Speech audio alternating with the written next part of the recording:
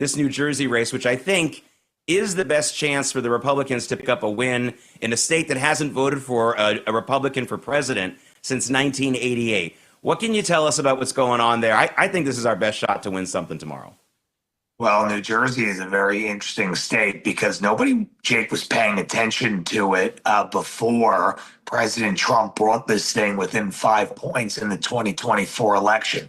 You know, in 2021, Jack Ciattarelli was our nominee for governor against then incumbent Phil Murphy, and Jack came within 3 points of securing that victory. Not a lot of people were talking about New Jersey at the time, and people weren't even noticing that result.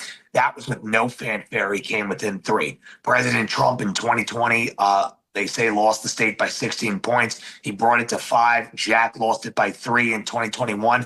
Now Jack has the wind at his back. He has President Trump on his team. They're working together in lockstep. There's obviously so much national attention around the state. So there really is a perfect storm brewing here in New Jersey where there's so much outside attention, so much focus on it that we don't normally have. And Jack has a lot of unique benefits in the election that are shaping up well for him. A lot of enthusiasm, a lot of key endorsements, a lot of key Democrat leaders in the state actually flipping over to endorse him. We talked about Jake in another program. He got the endorsement of the Lakewood Vod, which is a council of the top rabbis in the Orthodox Jewish community. That's worth tens of thousands of votes alone. So I think things, Jake, are going to look really, really good on election night. I think it's going to be a nail biter. But Jack Ciattarelli has every piece of momentum that you could want. And he's been working on this in gubernatorial elections for the last 10 years. This is the third time that he's run. They say third time's the charm. I think he's got this.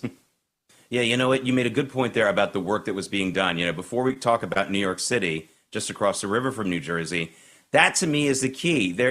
He did the work between the loss in 2021 and 2025. I don't think that the Republican Party or some of the candidates in New York City did anywhere near as much of the work as Jack Ciattarelli did. You know, he took a loss, he learned from it, he didn't just shrink away from the public eye, and he tried to make up the differences. And the big difference is getting some of those endorsements he didn't have last time. So I want to go to New York where, you know, you had a Republican candidate in 2021 in Curtis Sliwa who lost. Didn't seem to really learn anything from that. Reemerged just at the end as a candidate one more time.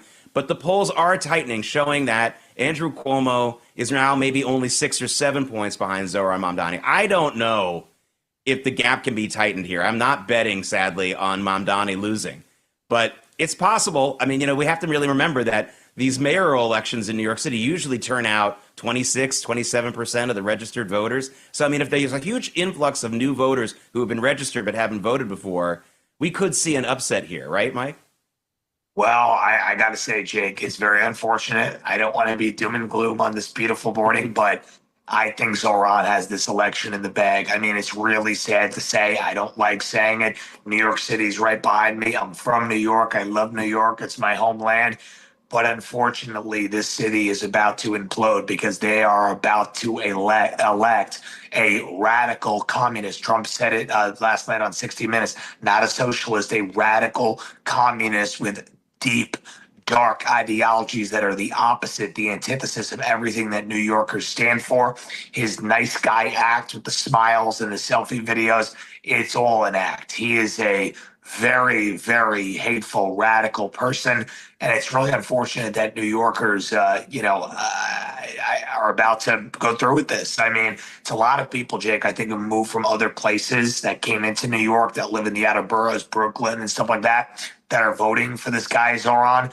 And unfortunately, I think all of the native New Yorkers, the longtime New Yorkers who would want anybody but Zohran, whether it be Cuomo or Curtis Sliwa or anybody, they're outnumbered now. And unfortunately, I think Zohran's going to win, and New York is going to have to learn a lesson the hard way. And it's going to get worse before it gets better.